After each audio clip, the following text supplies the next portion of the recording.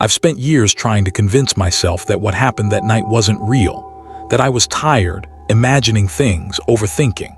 But no matter how many times I try to dismiss it, the same memory crawls back into my mind, sharp, cold, and impossible to forget. I didn't believe in supernatural stories. I don't scare easily. I always laughed at those viral documentaries about haunted roads and cursed forests. But all of that changed the night I found the road that shouldn't exist. It started on a night like any other. I was driving home from a late shift around 1:30. The highway was empty, the sky pitch black, and the only sound was the drone of my engine and the faint hum of the radio. I'd driven that route hundreds of times, long straight paths with no surprises. But that night something felt off. My headlights seemed brighter than usual, stretching farther than normal. The air inside the car grew colder, even though I'd turned off the AC. At first, I thought it was just exhaustion, but then the road ahead split into two, a fork I had never seen before. On the right was my familiar route.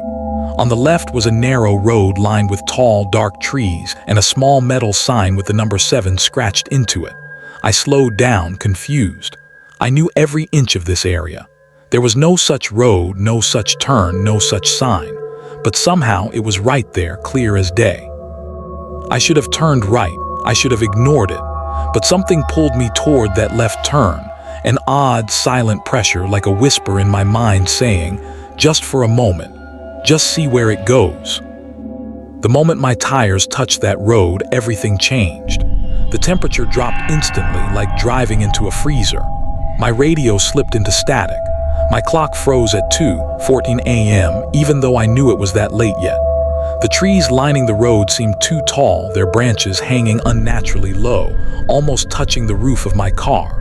A strange humming sound started faintly in the background, deep, soft, almost musical. I tried to turn around, but the road behind me wasn't there anymore, just darkness, no lights, no pavement, no sign of where I came from.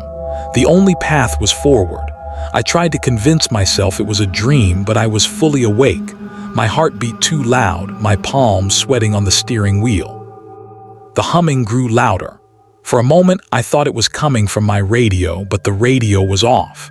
Then I thought it was the engine, but the sound wasn't mechanical.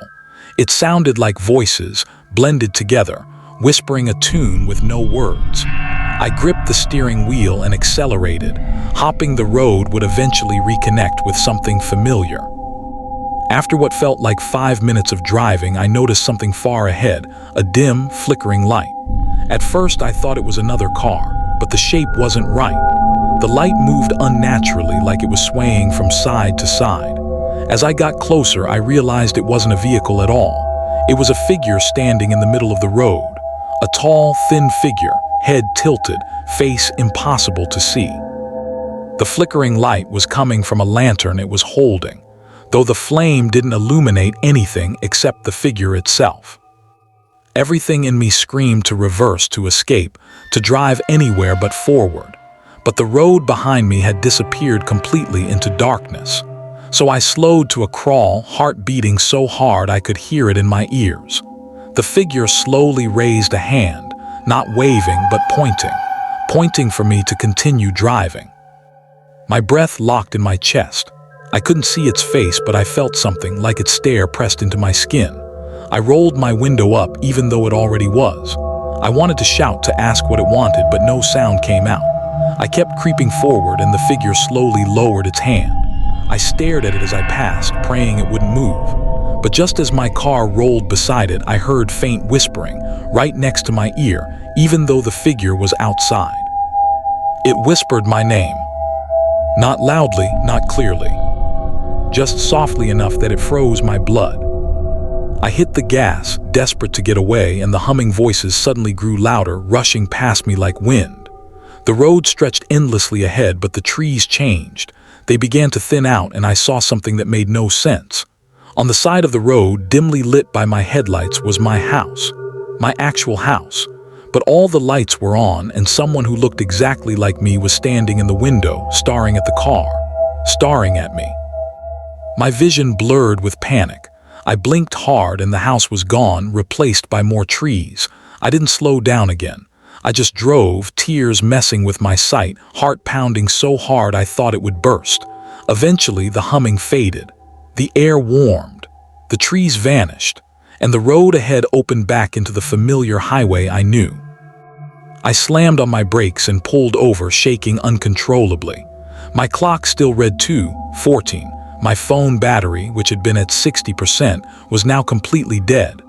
I sat there for a long time before I could breathe again. I finally drove home, terrified to look at my own windows.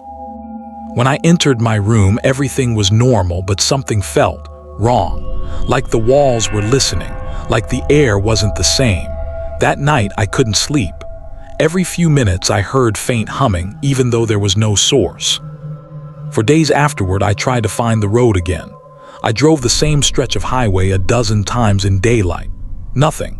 No fork, no sign, no Route 7. But at night, I sometimes feel the air shift. My headlights stretch a little too far. My radio hums for a second before correcting. And I swear, sometimes I see the shape of that figure at the very edge of my lights, standing motionless, head tilted. People say maybe I dreamed it. Maybe I hallucinated. Maybe it was exhaustion. But I know what I saw. I know what whispered my name. And I know it wasn't my imagination, because ever since that night, I've woken up at 2:14 a.m. Every single night. Sometimes I dream of the road. Other times I hear humming beneath my bed.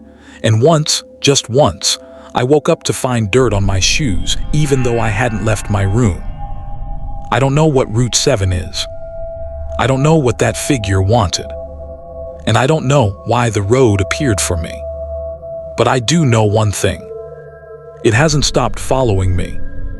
And I'm terrified that one night, when the clock hits 2:14, I'll find myself back on that road.